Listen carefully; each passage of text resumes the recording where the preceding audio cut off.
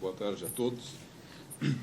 Agradeço o convite do Instituto Fernando Henrique Cardoso para vir aqui nessa palestra e, pelo visto, eu fiquei com uma herança maldita, né, de ter que responder a todas as provocações e a questão da Venezuela que me foi colocada aqui.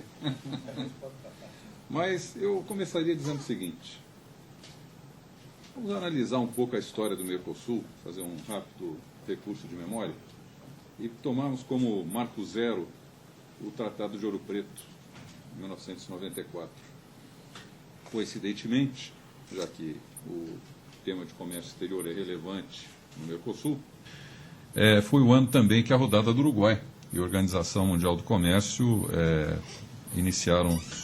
teve o final da rodada do Uruguai e o início da Organização Mundial do Comércio, uma evolução do multilateralismo também, enfim, vivíamos no mundo um momento também de progresso nas relações de liberalização comercial.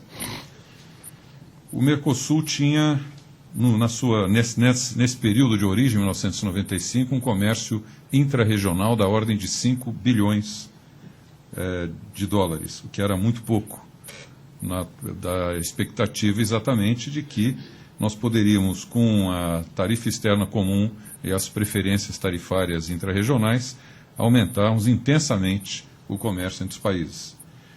Se formos ver estatisticamente, isso aconteceu. Tivemos momentos de altos e de baixos, mas houve uma evolução bastante significativa.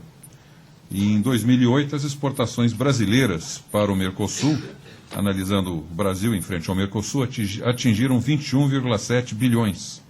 E as importações brasileiras, 14,9. Portanto, para o Brasil, a relação fluxo com o Mercosul atinge hoje mais de 35 bilhões de dólares, o que é mais de 7 vezes a sua origem. Então, estatisticamente, Botafogo, de fato, é um número relevante. Longe de dizer o contrário, e o número também importante que o Ricardo deu, que o Brasil tinha 17% de market share na Argentina, hoje oscila entre 30% e 35%. Tivemos um período difícil na gestão Fernando Henrique Cardoso, que eu vivi como secretário executivo da Camex, que foi a crise de 2001-2002. Só para recordar aos senhores, o Brasil exportava, no período 2000, acho que foi em 2000, chegou a 8,5, 9 bilhões de dólares e caiu para 4. Perdemos mais de 50% da exportação para a Argentina em apenas um ano, quando houve a crise argentina daquela época que trocou o governo, enfim, houve toda aquela confusão. Agora, entre tantas contradições do Mercosul, eu acho que a maior de todas é exatamente a contradição que existe entre os números e a sensação. Porque se eu recebo lá na Fiesp, com frequência, missões do Paraguai, do Uruguai, da Argentina, e a sensação, tanto nossa quanto deles, é de frustração. E frustração crescente. Porque parece que o Mercosul não consegue cumprir os seus objetivos principais do ponto de vista de uma relação mais harmoniosa e que permitisse, enfim, aos países signatários do Mercosul, nossos parceiros comerciais, um usufruto melhor da relação comercial com o Brasil. Nos acusam, inclusive, muitas vezes, de algum tipo de protecionismo, tarifário ou não tarifário, em determinados produtos. No caso da Argentina, uma reclamação absolutamente inadmissível, que até hoje não consigo entender, que é em relação ao BNDES. Colocam sempre o BNDES como um incentivo ilegítimo da economia brasileira, como se fosse juro negativo. Falam que é juro negativo, a TJLP. Reclamam do FAT cambial ser uma poupança compulsória, mas eu não entendo por que não fazem igual. O BICE, né, o Banco Argentino, existe há décadas, né, não lembro quando foi fundado, mas nunca houve uma decisão argentina de valorizar a sua indústria, criando mecanismos de financiamento a longo prazo com juros relativamente civilizados, como nós fizemos com o BNDES, uma decisão da sociedade brasileira, do governo brasileiro, enfim, de criar esse instrumento que é tão importante hoje na nossa economia. Lembrando que o BNDES hoje tem desembolso superior ao Banco Mundial e ao BID juntos. Quer dizer, dá a dimensão do que foi a criação do BNDES. Houve até determinado momento que autoridades argentinas chegaram a sugerir que nós extinguíssemos o BNDES para dar simetria e sabe, é uma insanidade falar um negócio desse, né? Ou pediram que o BNDES financiasse as empresas argentinas em contrapartida, como se também o Fundo de Amparo ao Trabalhador fosse defender o emprego na Argentina, o que também não é possível. Então, essa contradição entre as estatísticas e o sentimento de eterno e prolongado conflito tem nos levado a um termo que eu aprendi hoje aqui com o meu amigo embaixador Botafogo, que é a tolerância estratégica, da qual ele é campeão. Paciência estratégica, da qual ele é campeão. Né? Devo admitir que, como embaixador que foi do Mercosul, depois embaixador na Argentina, ele tem sido um defensor intransigente do Mercosul, e eu respeito muito a sua posição, mas eu vejo que na conta de custo-benefício nós nem sempre fazemos as contas certas. E aqui eu me permito discordar do embaixador Botafogo. Por exemplo, quando ele diz que se nós tirássemos as vantagens tarifárias intra-regionais, o Brasil poderia perder grande parte do seu mercado de produtos manufaturados. Eu rebato com um sentimento e quase uma convicção de que hoje a relação de comércio do Brasil com os países do Mercosul está tão bem enraizada, fundamentada, que dificilmente nós seríamos batidos por concorrentes asiáticos ou de outras procedências em uma série de produtos, inclusive, evidentemente, que eu vejo o acordo automotivo como quase um apêndice do Mercosul em separado, assim como temos com o México. Poderia ser perfeitamente preservado, até porque estamos falando de interesses intracompanhias também, e não com terceiros. O que um Hyundai traria de risco para nós, ou uma Honda, uma Toyota, ou mesmo esse novo carro Tata indiano, se nós temos entre as empresas multinacionais estabelecidas nos dois países uma perfeita concordância do que se produz lá e produz aqui. E normalmente com vantagem até a subsidiária argentina, porque assim foi combinado, é a regra do jogo. E temos admitido que o acordo automotivo tem sido uma das principais âncoras, né, do comércio bilateral. Agora, estatísticas negativas nós a temos também. E nós não podemos achar que as regras da tarifa externa comum, elas têm realmente um efeito tão relevante no comércio intrarregional, quando nós temos 591 produtos hoje com algum tipo de barreira na Argentina à exportação brasileira. Por exemplo, 248 produtos têm licença prévia de importação, 221 licença não automática, 220 produtos restrição voluntária do exportador brasileiro em termos de volume para o mercado argentino.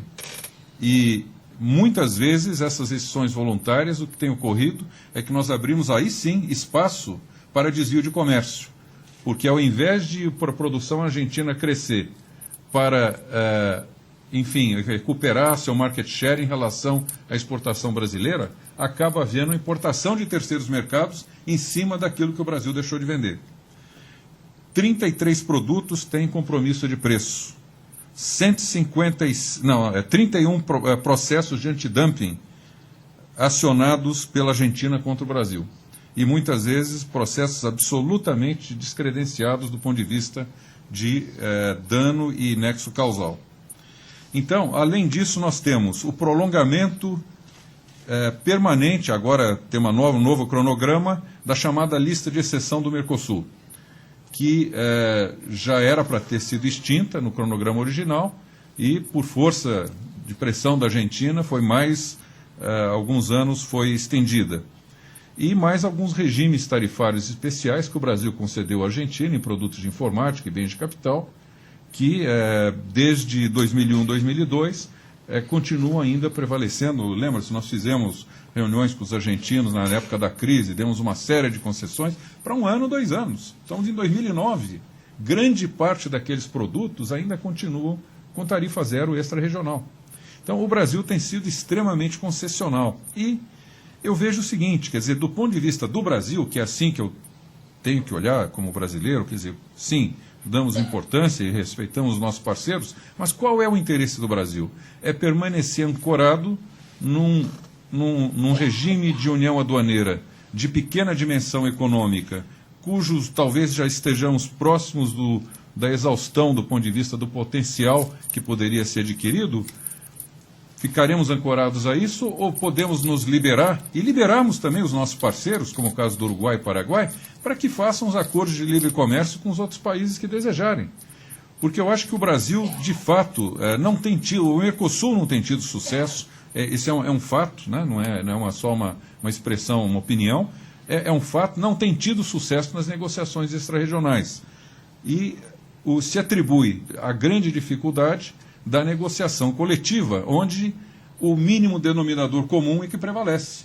É aquele que é mais protecionista que acaba dando a regra, a proposta que vai ser negociada com a outro bloco econômico. Normalmente, esse mínimo denominador comum é tão pouco, tão irrisório, que não dá negócio nenhum, ou se der, vai ser algo tão modesto, tão irrelevante, que não faz sentido. Eu sinto, por exemplo, que outros países têm servido para nós como exemplo, e a gente tem que ter humildade de reconhecer e se mirar neles até como exemplo. É complexo comparar, porque são economias diferentes, em contextos completamente diferentes, mas não deixam de ser referências para o Brasil, o caso do México e do Chile, que tiveram outra estratégia externa de múltiplos acordos bilaterais com blocos econômicos ou com países, atingem hoje cerca de 80% a 90% do PIB mundial, com tarifa reduzida ou eventualmente zero, e que mostram um grau de abertura externa da sua economia muito superior à do Brasil, o que nos coloca em desvantagem tarifária em muitos mercados. Acho que, ainda na questão da Argentina, eu gostaria de analisar um outro ponto, que é um ponto também sensível até de falar, mas eu me arrisco aqui a trocar algumas ideias, que é uma questão psicológica. A Argentina não tem feito nenhum investimento em melhoria de tecnologia, em competitividade na sua economia. Há anos que nós assistimos com tristeza. Falo isso porque reconheço até que seria bom para o Brasil que a Argentina fosse mais competitiva, nos daria o mínimo denominador comum melhor para a negociação.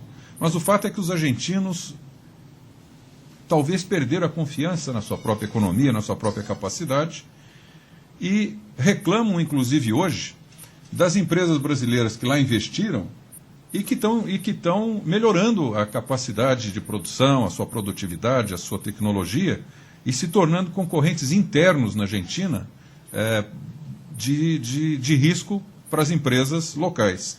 É o caso da Coteminas na área têxtil, é o caso das siderúrgicas, é o caso da própria Petrobras comprando a Pérez Companhia, concorrendo internamente com as outras empresas na área de combustível e petróleo, é o caso da Ambev com a Quilmes, enfim, e a Loma Negra da Camargo Correia.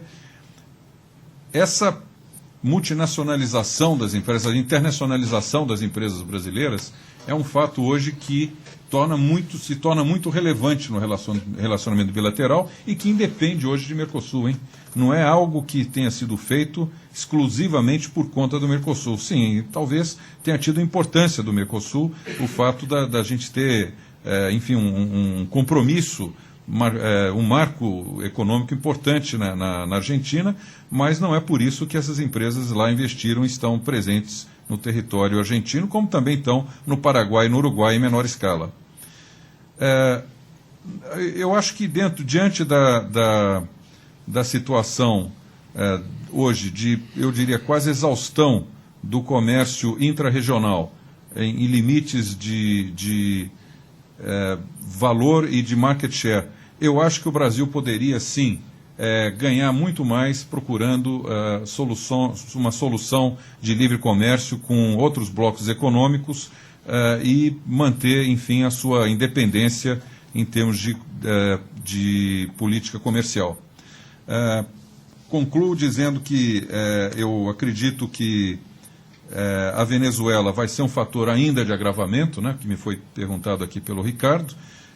Nós temos aqui um trabalho feito pela Fiesp, que mostra que, apesar da Venezuela estar hoje num estágio adiantado de aprovação junto dos parlamentos do Mercosul para a sua entrada como membro pleno, do ponto de vista do compromisso da Venezuela nas modalidades de comércio para adesão ao Mercosul, ainda falta muito a ser feito. E essa talvez seja a preocupação do ministro Celso Amorim em ter corrido a Venezuela essa semana, pedindo que os negociadores venezuelanos se agitem e venham ao Brasil, porque ainda temos, em termos de adesão à TEC, cronograma de adesão à TEC dos produtos sensíveis, a questão das regras de origem, a questão da vigência do protocolo de adesão.